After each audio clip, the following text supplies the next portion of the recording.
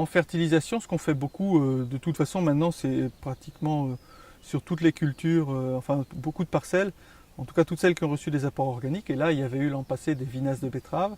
C'était un blé l'année dernière dans cette parcelle. On fait systématiquement des analyses de reliquats. Donc, je connaissais exactement la quantité d'azote présente dans le sol grâce à l'analyse. À partir de ça, j'ai fait un calcul de besoins liés à la plante, enfin en fonction de la minéralisation, des reliquats, etc. Et donc j'ai obtenu une fumure, enfin ça m'a donné un conseil d'application que j'ai mis sur cette parcelle. Mais il a été sous deux formes, une partie en plein d'azote classique, et puis au moment du semis, on a localisé au pied de la betterave un mélange d'azote et de phosphore. Donc il y a eu un complément, en fait, à la fois une partie de l'azote localisé avec du phosphore et une partie d'azote en plein.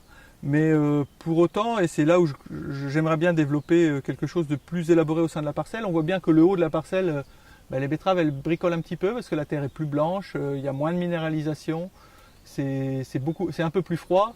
Et très probablement que en fait, dans le fond, là où il y a une meilleure fertilité, je pouvais en mettre un peu moins et que là-haut, j'aurais dû en mettre un peu plus. Donc là où je voudrais arriver, c'est justement pour une même quantité d'azote, voire peut-être même un peu moins, le mettre plutôt plus favorable, enfin plus au bon endroit, quoi. Donc probablement en mettre un peu plus dans certaines zones et un peu moins dans d'autres pour arriver à uniformiser la culture à l'intérieur de la parcelle.